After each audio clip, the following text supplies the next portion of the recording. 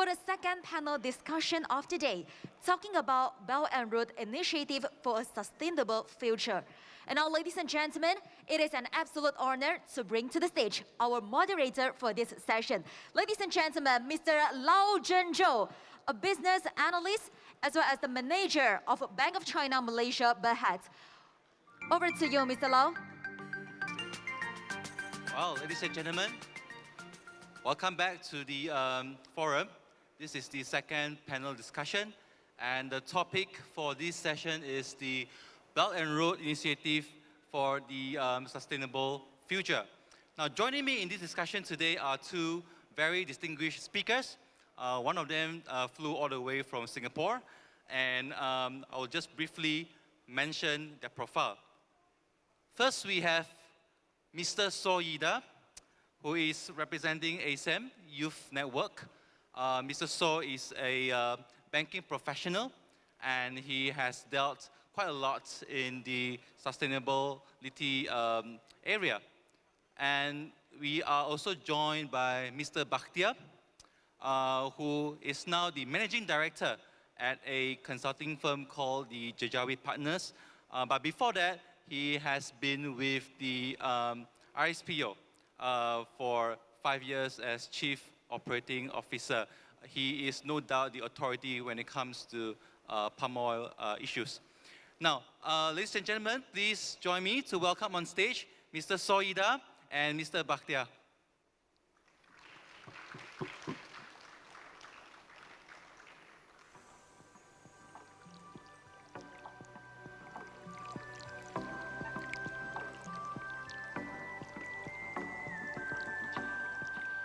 Okay, it is always a challenge to try to make the panel discussion exciting after lunch. Mr. Bakhtiar, perhaps we could start from you. What are your thoughts about Belt and Road Initiative, looking at it now that we are recovering from the pandemic? How should we understand the opportunities and the risk that entail, especially as we speak about creating a sustainable future? Thank you very much, Mr. Moderator. Thank you for the kind introduction as well. Yeah, it's very hard after lunch to have a session, right? I think everybody's kind of happy after lunch, and I hope nobody's falling asleep during this session. We'll make it very exciting for you guys. So, Belt and Road Initiative, I think, okay, everybody knows it's, connectivity, that spans many countries and all of that. And I think, especially us in Malaysia, we know it's a big deal. There's a lot of investments happening for us here in Malaysia as part of the BRI. But I think from a sustainability perspective, people throw this word around sustainability, but I think different people probably have different ideas of what sustainability means to them.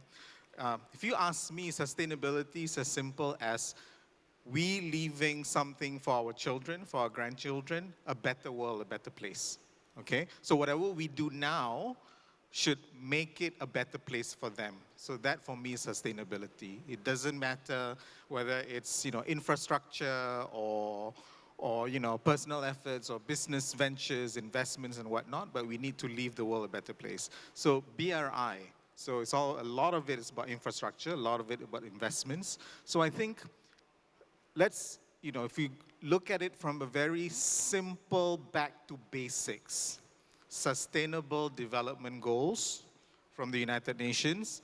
I think it was mooted a couple of years ago. Any idea how many SDGs we have? Do we have a 17. prize if you go correctly? 17? Okay, that person gets another lunch box. How about that? Thank you.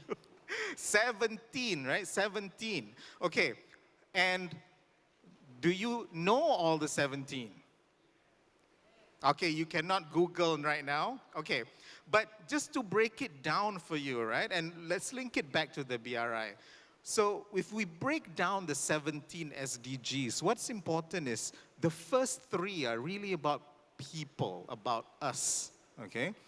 Just if you walk out of here today, I just want you to remember the first 3 SDGs, okay? Okay, The first SDG, can somebody tell me? No poverty. Correct, no poverty. The first one, no poverty. The second SDG, zero hunger. Okay, I know none of this is, thank you very much. I think we need to have a prize organizer for this. Zero hunger. And the third SDG, Google.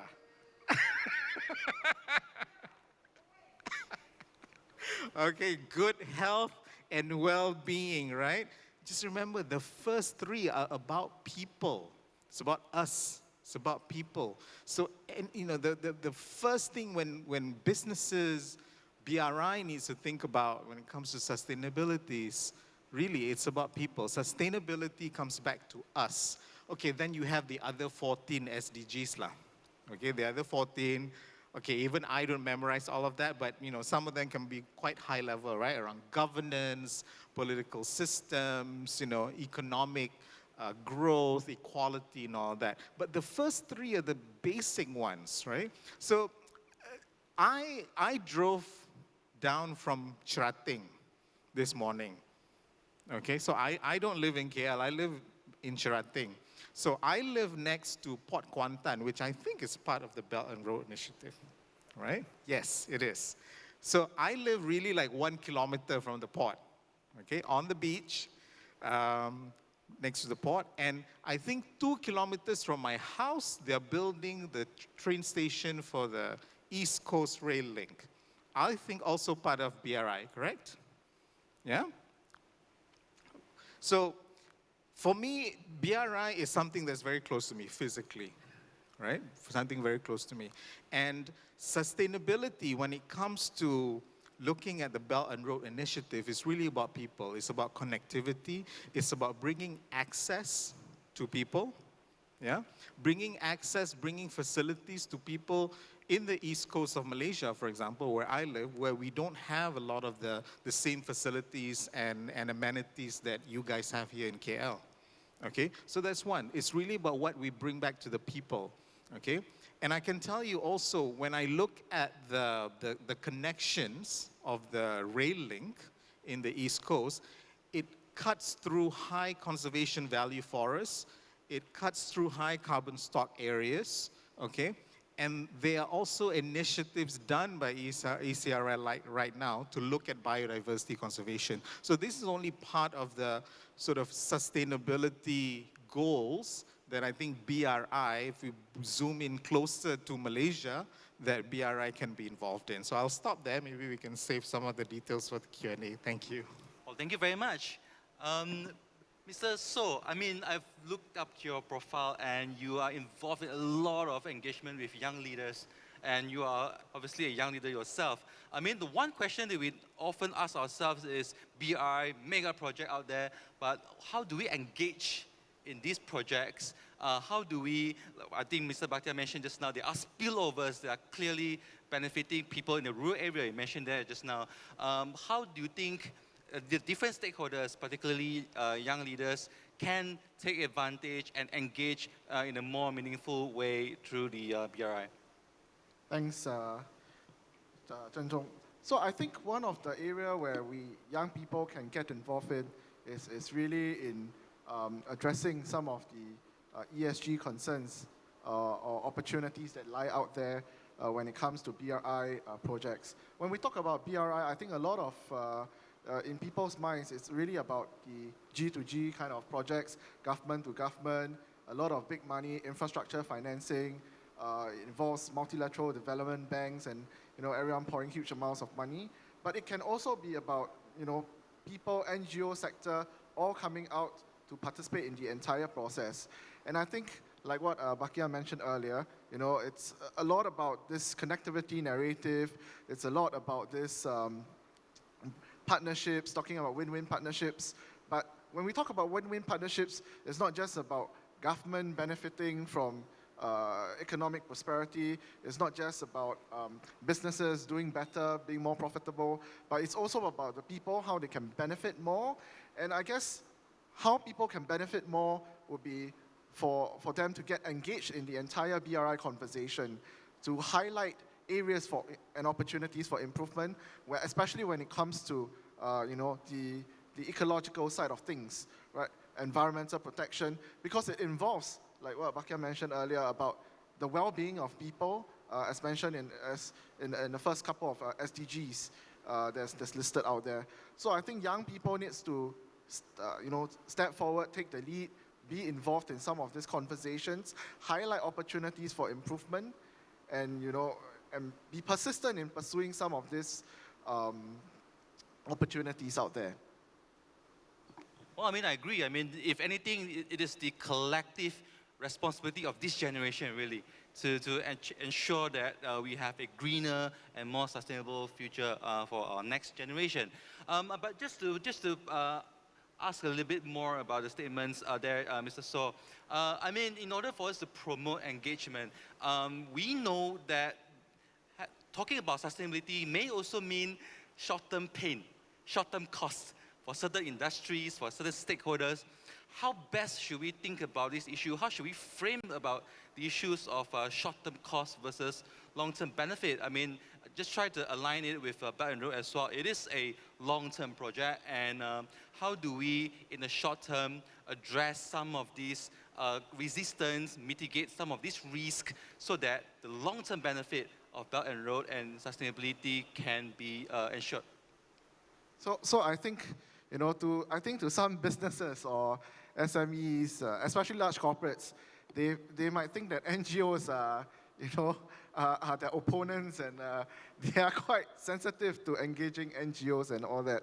But I think, when it comes to large infrastructure projects, it's important to have multilateral type of engagement, multi-stakeholder type of engagement, go in depth to have meaningful conversations, so that everyone that's involved out there knows, how to chart the future forward together, right? It's not just only about doing profitability kind of assessment for your business cases and all that, but equally important are all these environmental impact assessments that consultants, NGOs, and all that could bring to the table. So having all these conversations with all these sustainability champions out there in the field, be it whether they're human rights activists, environmental activists, I think it's important, and I urge all our business leaders here to be willing and open up your hearts to listen to these actors, find out what are their concerns, how we can work together and arrive at win-win outcomes.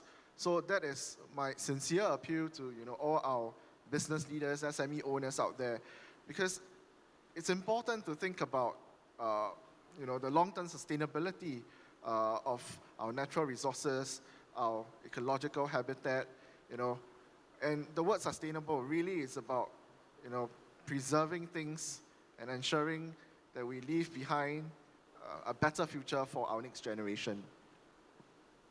Well, I mean, totally agree. Look, I mean, sustainability over here deals with not just the environment, but also the societal aspect of things, corporate governance, collectively ESG. Mr. Bakhtiar, just to pick your brain a little bit more, you talked about ECRL there just now, a BRI project, and you talked about it cross-cutting biodiversity, the ecological aspect of things. How would you assess the economic, or rather environment impact assessment? You mentioned a little bit there just now, environment impact assessment. How should we understand environment impact assessment? How much does it have to also include social and corporate governance aspect of it? Okay, let me start with a quiz again, so that I have people's attention. How many tigers do we have left in Malaysia? Anybody bring a guess? Yes, sir. 3,000? 3 tigers. Oh no, we have a bit more than that.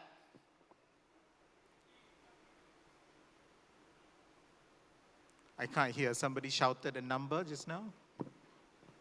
I only have 3. Any other answers? How many tigers? Yes, sir. Less than 200.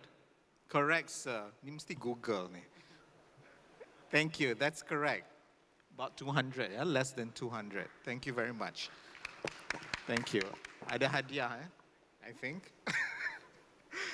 Less than 200. It's a huge decline from what we had even 10 years ago, okay?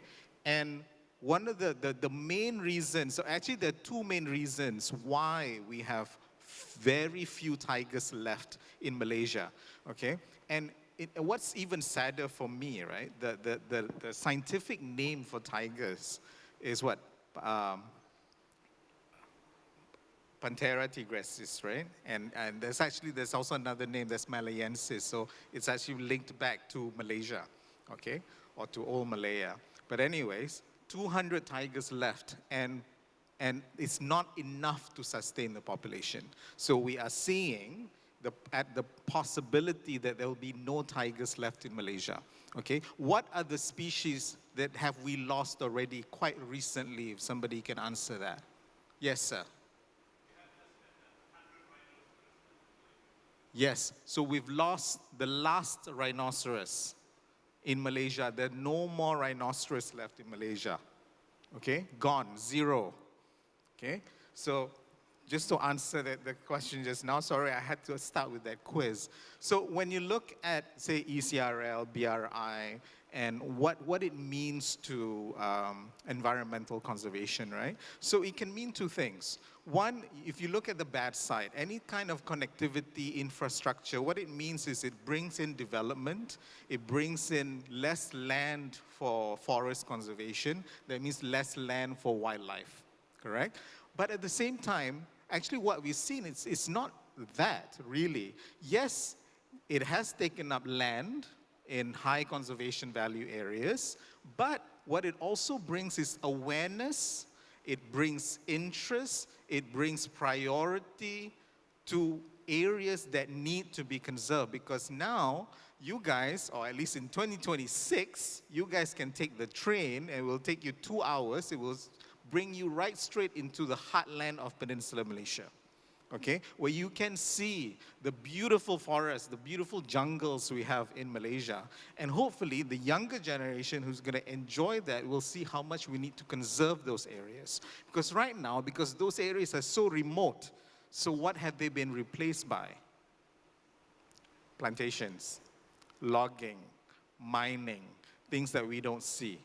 Okay, so these are the types of, I guess, ESG awareness. We go back to the environmental, social, and governance, right? I think Mrs. So mentioned about, activists, NGOs. NGOs can be a pain. I know. I worked in the Roundtable on Sustainable Palm Oil. It's a multi-stakeholder. They can be a pain. But you know what? I've learned a lot from NGOs as well, because, they're filled with such passionate people and experts in their field. And their expertise and their vision of what sustainability is actually enriches the way companies look at their businesses as well. So I just take one example, palm oil. So hopefully with BRI, I think a lot of businesses in Malaysia and even our government might think, wow, now we're going to have all this direct access to China. China is already the third largest consumer of palm oil in the world. Which is the first? Can anyone answer that? The number one consuming country of palm oil in the world is India. Thank you. And number two, the number two consuming country in the world of palm oil.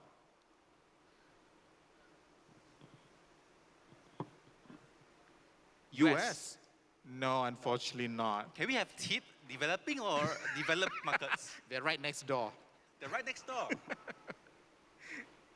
Indonesia. Indonesia, okay?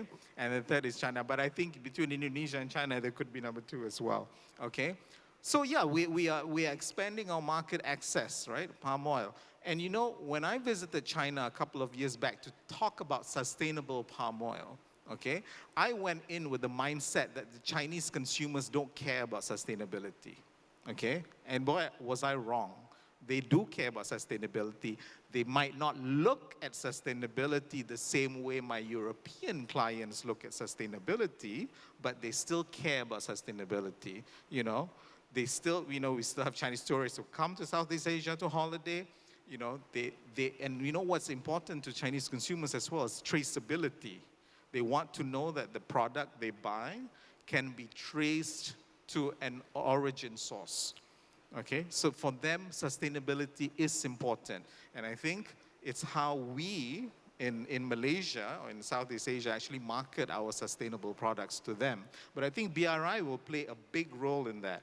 We are going to be so wrong if we think that Chinese consumers or Asian consumers don't care about sustainability. And I think BRI will definitely help push that sustainability agenda further. Well, Mr. Bakhtiar, that's a very, very good point. I mean, you mentioned about how different markets interpret and understand sustainability in its own unique local way. And I know you like to start with quizzes, but I think what is key there is that you need to know what you can't manage something you can't measure. I think that's what it is. You have all these numbers in your head, and you obviously know that, for example, you mentioned that traceability is key in certain markets in how a product is being sourced and all that. I don't suppose that NGOs has to be that painful, I think. In your mind, how can we engage NGOs, put together the experts that they have, the expertise that they have, so that they can play a role in helping to measure the impact on the ground, I can imagine. And how can corporate, we have business people here, how can they best engage the NGOs and experts like you to help out on the measuring bit so that they can find ways to trace and manage sustainability in the unique local ways? Okay. Yeah, I think it goes back to what there's a saying, right? What gets measured gets done, I think, right? So we do have to measure things, and I really hope like BRI starts measuring the impact on sustainability. But going back to your question around, you know, how do we engage with NGOs and other experts, sustainability experts and whatnot? Maybe I'll give you an example. Again, going back to my experience at the Roundtable on Sustainable Palm Oil. It's an organization, it's a multi-stakeholder forum with about 5,000 members around the world, of which I think a certain percentage are actually NGOs, and they're usually the most vocal ones, okay? But what I've learned in my experience at the RSPO is this: when you sit at a table with them and you start talking about what to measure, you know, what's important to most of these NGOs is what is meaningful and what is impactful, because usually they're the ones on the ground, in the plantations, with the workers, with the local communities, with the orang asli. They're the ones who actually feel what the people feel, okay? And I'm not saying businesses don't feel it, but I think NGOs, because of the nature of the work that they do, they feel it. And again, going back to the first 3 SDGs that we talked about, it's about people. We say what? No poverty, right? 0 hunger, and good health and well-being. It's the first 3, you know? So there's no point, I think, for an organization like the RSPO to think about standards and indicators for palm oil if we don't actually measure the impact of what palm oil does to the orang asli population, who might live within the concession or even just outside of the concession, right? And I think that's what a lot of oil palm companies in Malaysia are learning right now, that, you know, there's the impact of what you're measuring, I think is very important. And I think it's very interesting when you sit at the table and have discussions with the NGOs. And I agree with Mr. Soar that, you know, don't look at them as enemies. They can be very loud, they can be very annoying, they can bring things to the press and give you, you know, bad press. But at the same time, there's a lot of expertise and technicalities that they bring to the table as well. So I think that's very important. Thank you. Let's turn to Mr. So. Let's discuss about finance. Okay, so you are from UOB, And I can't help but to ask you this question. How green is green finance? What's the hype behind green finance? Is it really going to change anything about sustainability? Yeah, so I think in response to that, if you see what's the global trends in the world today, I would say there are two. One is, of course, digitalization, and the second mega trend that investors are looking at today would be sustainability. So in terms of sustainability, you see that global investors, the asset managers like BlackRock, Templeton, Aberdeen, they have now formed and hired many people to do ESG investing, ESG compliance. ESG stands for environment, social, and governance, as was mentioned earlier.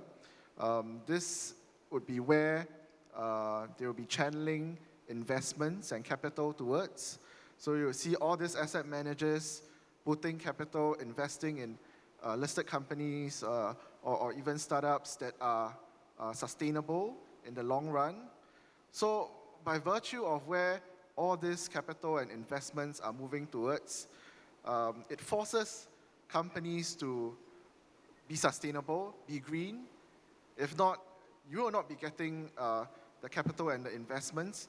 People will be switching out of, coal producers, people who invest in palm oil, etc. How that involves banks, when you talk about financing, you see that a lot of banks have now, pledged to have net zero commitments, carbon commitments, and all that. So they are actively repositioning their loan portfolio. They are pulling out their credit lines from, those that are polluting, the polluting industries. A lot of them have, policies, for example, not to fund or give a credit line to palm oil producers, coal producers, so on and so forth. So all this is changing. These are, being led by the Western hemisphere, all your US, Europe fund managers, but it's coming fast and furious to this part of the world in Asia. I think China is taking pretty much stewardship in this area. Southeast Asia is following suit. So you see that the entire momentum is building up. So I think it's better that, we prepare ourselves to be ahead of the trend rather than, to be left behind. Because I think in the next couple of years, if a firm is not sustainable, it's going to lose interest amongst investors. It's difficult to get funding, be it debt or equity, and it's going to be challenging for these firms. So it gives the impetus for companies to be green and to be sustainable. Well, I agree. If banks can influence the behavior of the industries that they fund, and they have every incentives to transition to the low-carbon economy. But would you agree to go as far as saying you stop funding coal mining companies, coal-fired plants?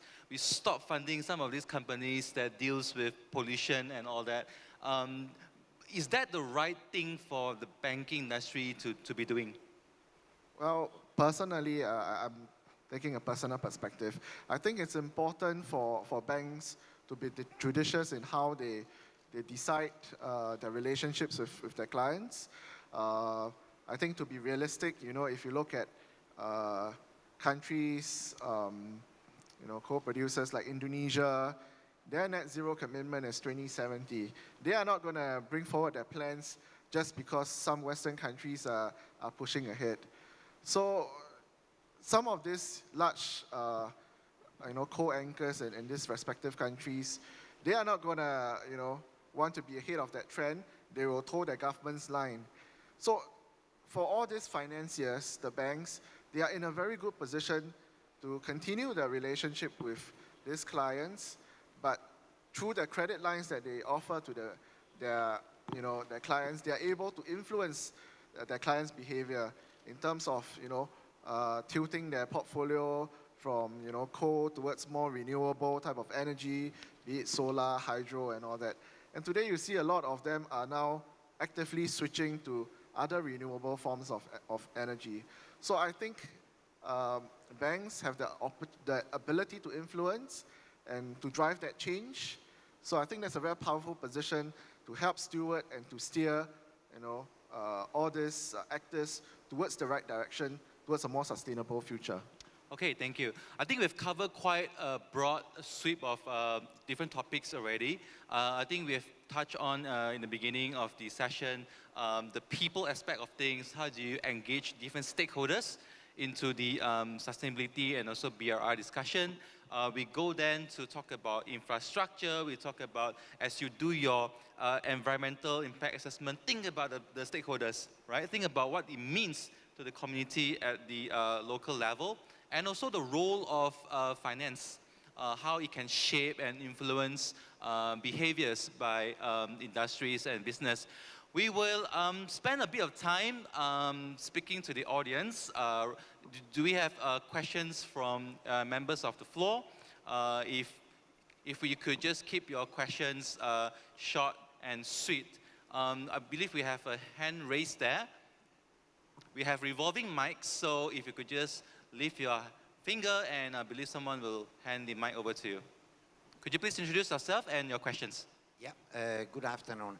I would like to have a view on the possibility of stop talking about sustainability, which is a wrong word, because means maintaining the status quo, which is a mess that we have, and start talking instead more about regenerative movement, regeneration of environment.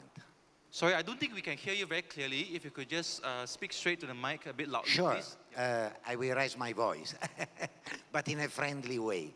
Okay, would like to ask to the panelists their point in terms of stop talking about sustainability, which is maintaining a messy status quo, and start talking about regeneration, regenerative development. Thank you. Mr. Bakhtiar? Okay, I'll try to take that question, but Mr. Zhou, please jump in. I think that the question is, let's stop talking about sustainability, which you say is about maintaining status quo, but let's talk about regenerating or regenerative sort of movement, right? So to make it better, correct? Okay. Okay, allow me to, I guess, make an analogy, because my background is actually chemical engineering. I'm really from the corporate background, but then I went into a bit into looking at conservation, especially of forests and wildlife, yeah, biodiversity. So as a conservationist, okay, I call myself a conservation scientist, yeah? I can look at a forest and see it in several ways, okay? So a forest can be an intact forest, meaning let's just keep it that way, because, you know, there are very few forest areas left in the world, correct? Especially in Malaysia. We say we have only about 50% forest cover, but I think in reality it's much lower than that. But, you know, that's where we want the status quo, because we don't want anything to happen to it, okay? But there's also another type of forest where it's, you know, where it's, let's just say it's not intact anymore, okay? Because it's been logged, but now it's probably, you know, 4 or 5 years, so there's some trees and all that, so it's a growing forest. And that's where you say it's regenerative, because I like the way you use that word. So in forestry, we also use that word. It's a regenerative forest. So we need to allow it to regenerate itself, okay? But all is good. We want intact forests. We want some things to be status quo, because we can't cut everything down, that's for sure. But we also want some areas to be regenerated, okay? So as an example, I'm working on a project right now in a state in Malaysia where there's so many fragmented forests, okay? Because what happens is concessions were given to companies to open up the land for plantations. So what happens is you have one patch of forest, one patch of forest, one patch of forest, okay? And in between there are plantations. And that's what happens to your 200 tigers. They can't go from one forest to the other. And that's why they're dying out, Okay, so there's a project right now where we want to connect those forests. So meaning we need to let those plantations or those areas turn back into intact forests. Okay, so if that analogy, for me, all of that is sustainability. So sustainability is not just about keeping the status quo, but it's also about enhancing what we have. Because we do need to make it better, because we've done a lot of damage to society, to the planet, to wildlife, to nature. And that's the truth. We have done a lot of damage. And I think when we talk about sustainability, we need to keep what little we have left, but we also need to do better with what we have damaged or what we have done bad, right? In the past decade or so, in the past decades or so. I hope that answers your question, because I think when we talk about sustainability, it's not just status quo. It's really about also taking, making the mistakes of the past and rectifying it and making it good.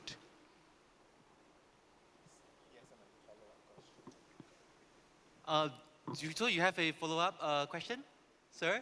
Okay. Do you have any more questions? Can I just have a quick, okay, we have one question at the back. So we will come to you, sir, right after this question, yeah?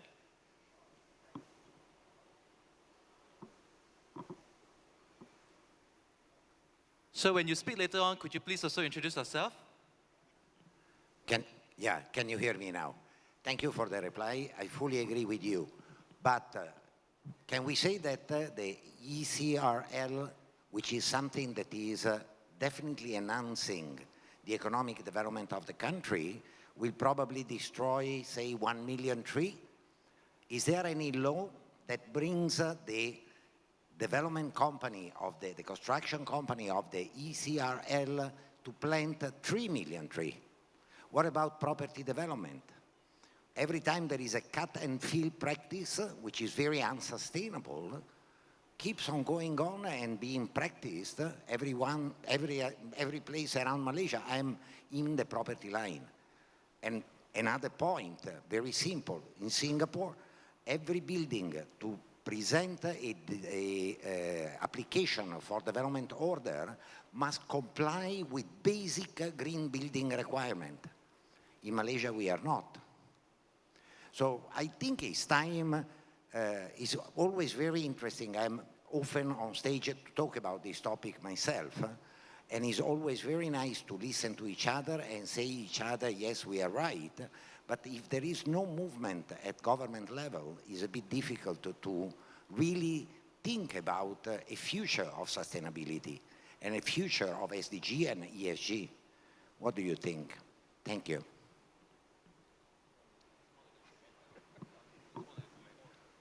Okay, I believe we have a question from the back.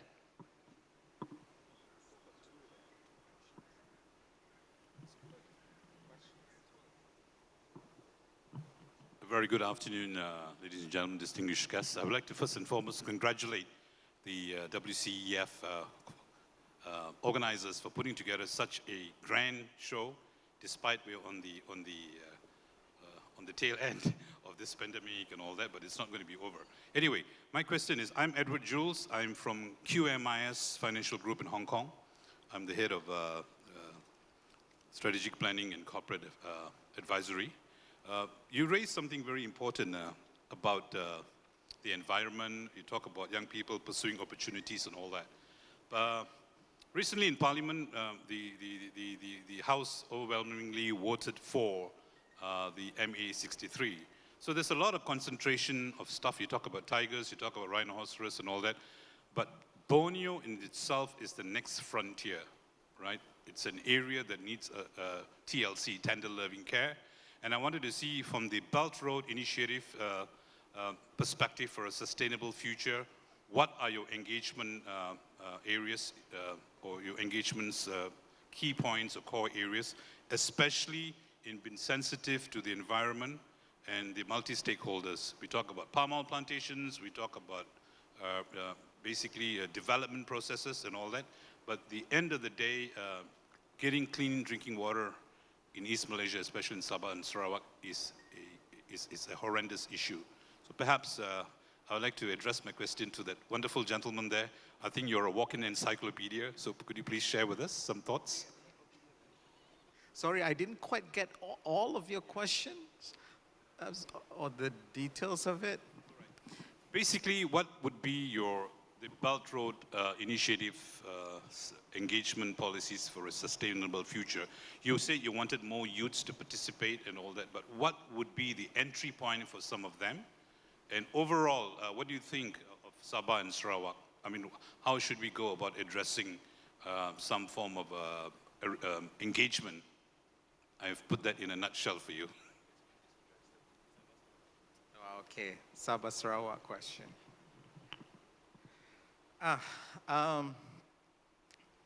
Okay, I'm not going to start with a quiz. I'm so tempted. I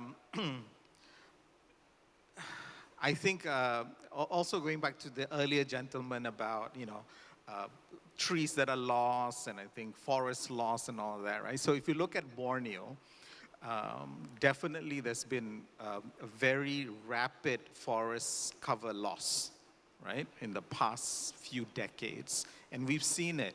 And the thing is, maybe 20 years ago or 30 years ago, not many Malaysians know about it, okay? But now with technology, with satellite imagery, you can just go into, I can give you links to websites where you can go and you can even look at it on a daily basis, okay? The type of forest cover loss that we're experiencing in Malaysia, in Sabah Sarawak, but not just Sabah Sarawak, in Peninsular Malaysia as well. It's happening at quite a rapid rate, okay? It has slowed down. I have to say it has slowed down in recent years, but it's still happening, okay? So I think one of the questions about the entry point, is it, for people to be engaged, okay? So we're seeing it happening already because, we in Malaysia, as you know, we're a very top-down culture. Anything government say, government, asks us to do or whatever, we just take it, right? But that is changing and that has changed in recent years. You see with the younger generation, with the involvement of civil society, there's more individual activists as well. There's activism happening. So there's a lot of engagement that's happening on the ground. I take an example because the gentleman asked about Sabah Sarawak, okay? What's happening in Sabah Sarawak right now? The Pan-Borneo Highway project, okay? I'm not sure that's BRI, probably not. But just an example, Pan-Borneo Highway, okay? Cuts through sensitive areas, okay? I was speaking recently to a couple of friends in NGOs in Sabah, okay? So it cuts through some of the more sensitive areas for where the pygmy elephants migrate, okay? Do we sacrifice the pygmy elephant migration routes for building a 4-lane highway in Sabah? That's a question. Do we want to do that? Is that worth the sacrifice? Okay, maybe the next quiz is how many pygmy elephants do we have left in Sabah? I don't know the answer to that, but I can imagine not many, okay? But when you see the level of engagement that's happening, I like to give the example of Sabah because I see a lot of activism happening in that state, much more so than what we see in my state in Terengganu and Pahang. Okay, much more. And I don't know why. Maybe because the Sabahans have a special affinity for civil society, for environmentalism and wildlife. I don't know, but it is happening. The space is opening. And I think, we can see, well, we still have the old school traditional people in government, taking care of our governance. But at the same time, I think the younger generation, the newer way of doing things is also creeping into Malaysian life, okay? And I see this. I see this when I was at the RSPO, having to work with the NGOs, having to work with individuals, having to work with even local communities who are now more vocal. And I think the engagement space is there. But also as businesses, what's important is for businesses to reach out to the stakeholders, to the communities, to the NGOs. And I think it has to be a two-way street, right? But it is happening. I think the actors are there. It's becoming more vibrant by the day, and I think it's a very good thing for Malaysia. Thank you, Mr. Bakhtiar. So I think we have spoken quite a lot about the big picture story, and we have cross-cut a lot of different dimensions here. Let's talk a bit about what's happening on the ground, implementation. I believe the President of China, Xi Jinping, has often said this, 一分布局，九分落实. 10% planning, 90% execution. I think that's something that he emphasized quite a lot. Just to pick your brain first, Mr. So, when it comes to execution, be it for the government, be it for the corporate leaders, NGO, young leaders that you engage with so much, how should we think about implementation? We have all the plans, that's great, but how do we ensure that monitoring, tracking, governance, execution does not only, drifted away from the original plan, but actually delivering on sustainability? Thanks. So I think it's important to begin with the end in mind. So you need to know what are your end desired outcomes that you want to have, be it in terms of disclosures and all that. So some of the challenges on the ground in implementation, I think number one would be data, in terms of measuring carbon emissions, carbon output, what are all this consumption, how are we going to effectively measure, especially in some of these developing countries where, number two, there's a shortage of talent, sustainability talent who are able to, process all this data. So, in the digital world, they have this term, right? Garbage in, garbage out. So if you have trashy data, you're not going to get the right,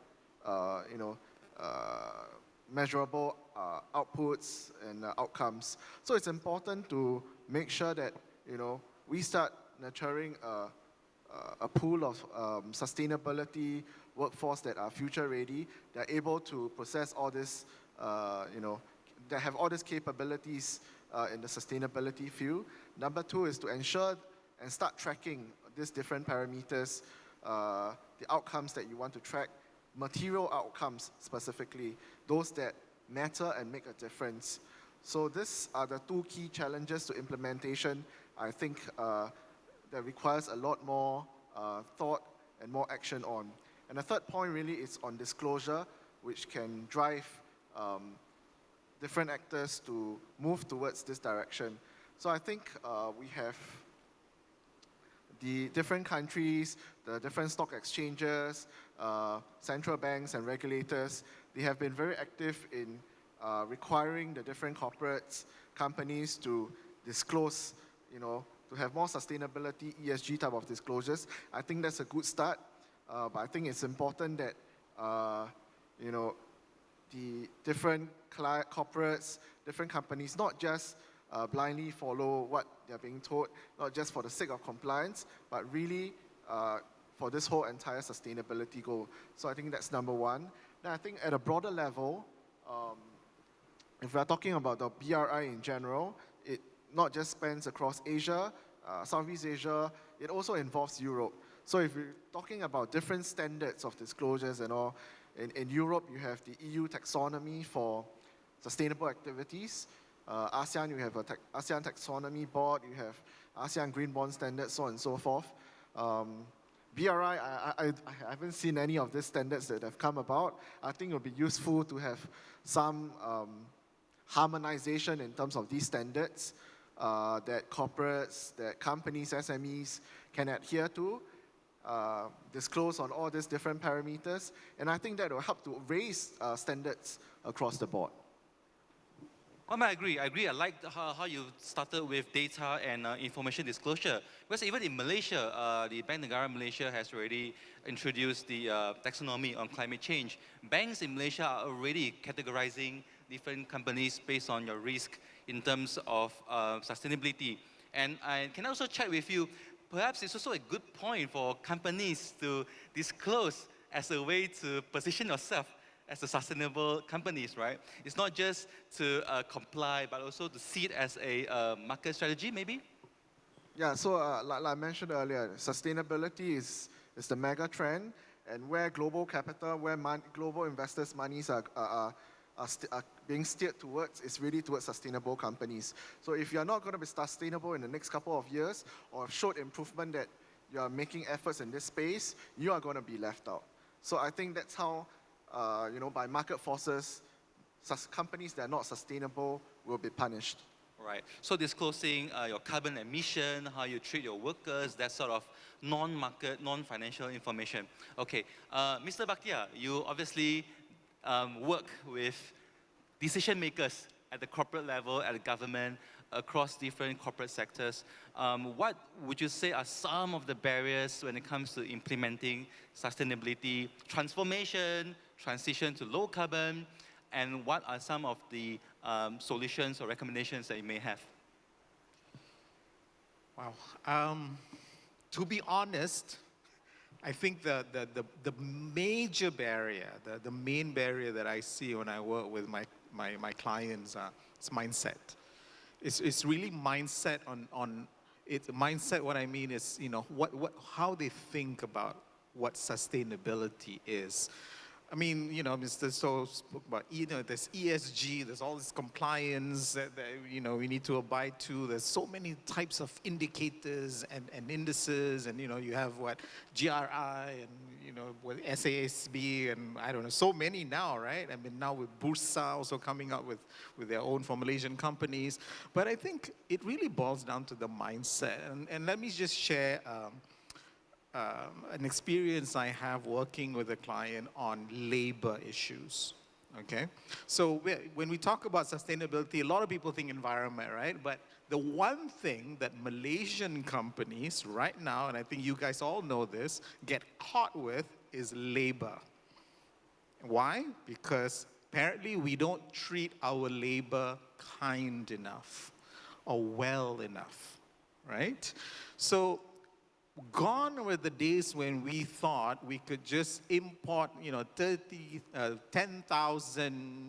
Bangladeshis or Nepalis and whatnot to work in our factories and just build them a dorm and let them live in it and that's it, right? Gone are those days. Now there are standards around labor, and there are people who actually scrutinize how you implement those standards on the ground. And those are happening. Whether you like it or not, whether you know it or not, there are NGOs, there are individuals who scrutinize and they report it. And you know what? When you get caught with your pants down, your products are banned from entering certain markets, right? So implementation is definitely, I think when you said it was in Mandarin, right? 10% planning and 90% implementation. There's a lot of planning that goes into bringing all those people in from foreign countries. But when it comes to actually implementing what's right, what we deem as sustainable, things go wrong in so many ways. In so many ways.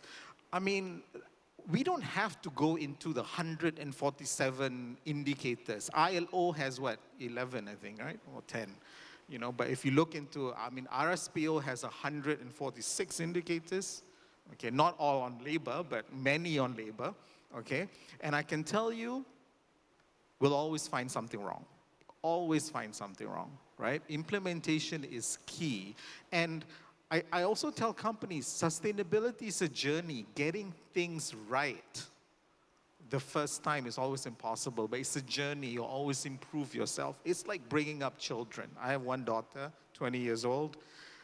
It's not easy, right? It doesn't come with a manual, and you make mistakes along the way. It's the same thing with sustainability, and that's what we're experiencing right now in Malaysia, I think. So growing pains, right? And I hope banks understand and don't pull the financing right away. But it's a journey, and I think as long as the mindset is there on wanting to do the right thing, indicators are just a guide for us to follow, right? But we need to want to do the right thing, I think, when we talk about sustainability, to make it work. And I've seen this happen in companies. Some companies better than others, but I've seen a lot of major companies in Malaysia wanting to do the right thing and wanting to go down the path of sustainability.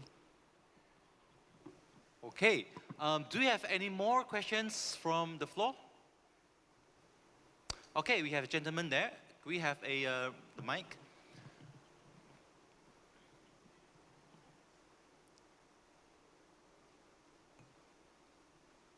Gentleman in pink, yes.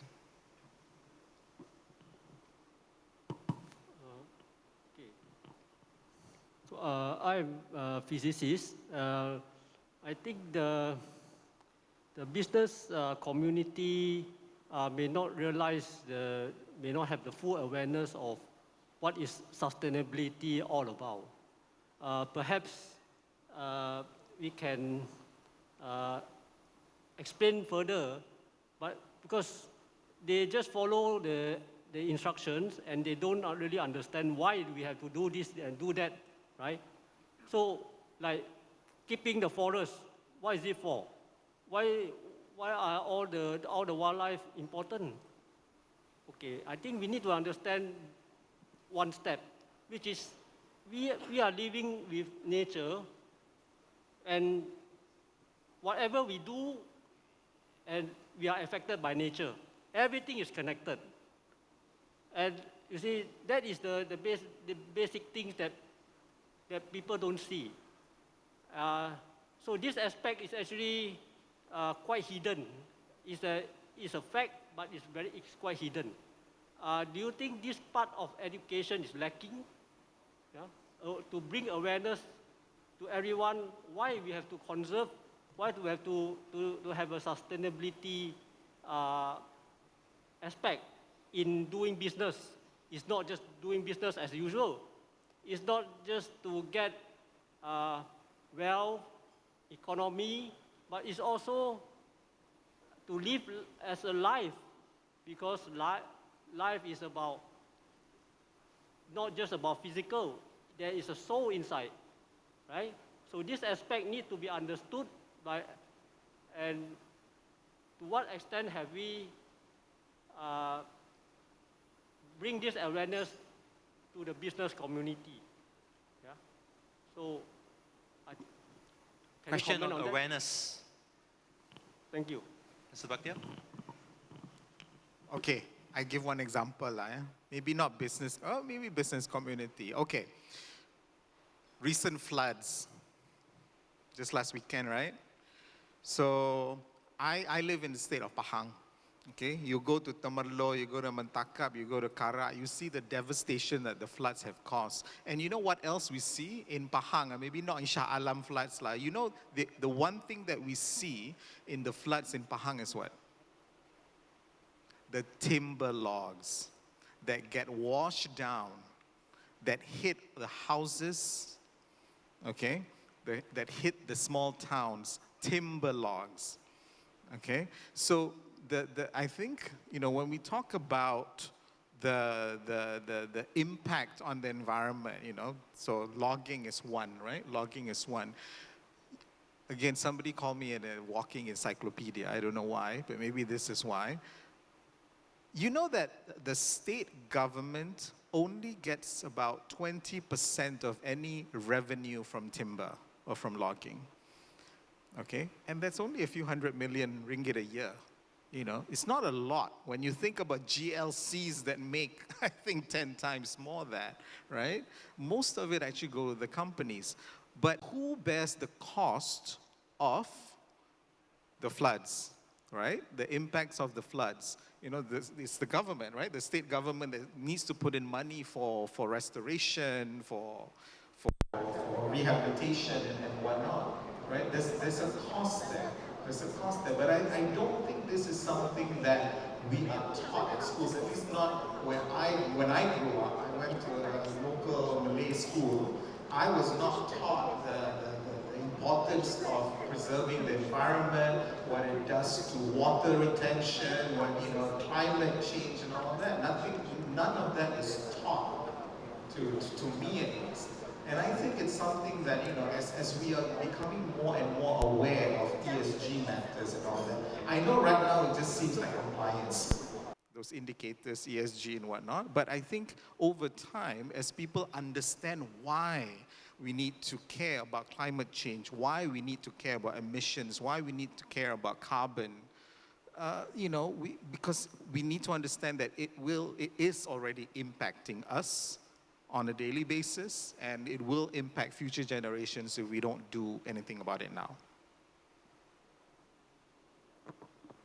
Yeah, I think you pretty much mention what I want to mention. Same point on the floods, but I wanted to mention that, it's really related to all this about climate change.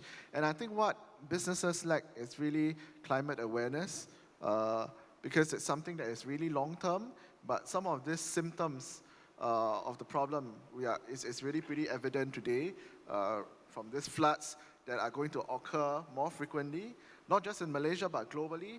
There are more flash floods. Even Singapore is experiencing high volumes of rainwater and all that. So the climate is changing rapidly, more rapidly than we think. And it's all this has got to do with our consumption patterns, the way we're spending, we're consuming resources from this earth. So I think it's important that amongst companies, corporates, we build up more awareness in this whole entire climate space, and even down to the education system. There needs to be more awareness about the long-term climate impact.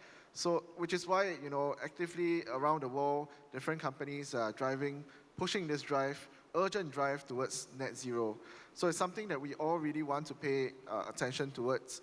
And I think I want to leave off with a quote. I believe many of you probably own a Patek Philippe. So like the ad goes, right? You never truly own a Patek Philippe. You merely look after it for the next generation. And similarly for the earth, we are not the real owners of this earth. We are merely looking at it for the next generation. And it's important to have that sort of stewardship, to think about, leaving enough and leaving the world in a better place for our successive generations. Okay, I guess we have to conclude this session. Questions to you, Mr. Bakhtiar? The topic of the session is BRI for Sustainable Future. What is a sustainable future looks like to you? What are your hopes, and what can BRI do to fulfill your hopes? Sustainable future. Okay, I'll probably just localize my answer because I see BRI as having an impact, or will have a significant impact on Malaysia, and especially on the place where I live. So when I think of BRI, I think of movement, I think of connection, I think of connectivity. That's going to happen once once the infrastructure is set up. In Malaysia, we talk about ECRL, we talk about the ports. These are going to bring people in, and again, sustainability is about people. And once we have people movement, more migration, more exchanges between people, that will have an impact on sustainable development, at least in my country, in Malaysia. Yeah, and I really hope that infrastructures such as BRI, investments that BRI brings to countries such as Malaysia, will be considered green, will be considered sustainable, will put people first. And when I say put people first, I really mean all the 17 SDGs, but we remember the 3, yeah? I just want you guys to walk out of this hall today remembering the 3. No poverty, no hunger, and good health and well-being. It's all about us, right? It's about the people, and for me, that's what sustainable future will look like. Thank you. Thank you very much. So on that note, we the people, we are the guardians of the environment, the planet Earth that we have now, in order to guarantee really a green future for the next generation. So that's it. Thank you very much. I'll pass it on to MC.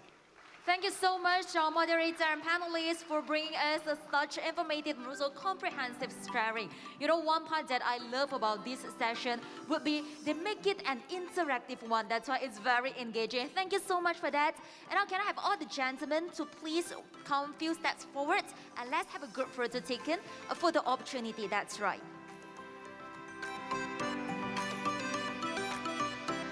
Yep, for 3 of you first. After that, I'll invite another VIP to join us on the stage.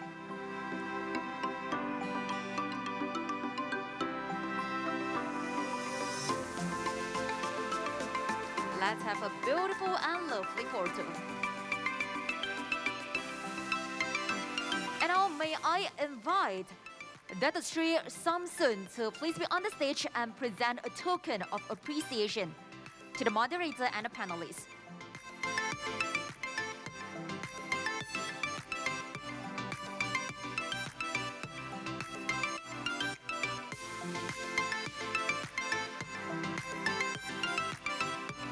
Firstly, I'd like to have Dr. Street to present the token to Mr. So Yida, our panelists for today. Ladies and gentlemen, a big round of applause, please.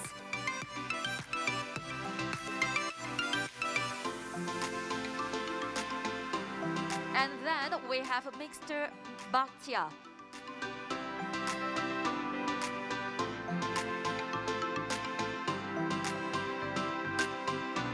Last but not the least, the moderator, Mr. Lau Zheng Zhou.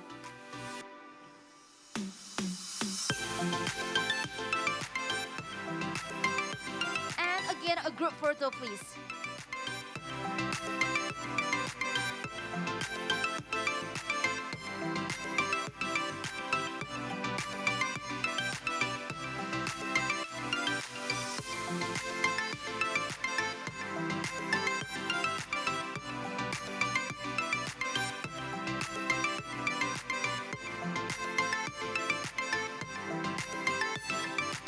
Thank you so much to all our gentlemen on the stage. Thank you so much, and you may now return to your seats.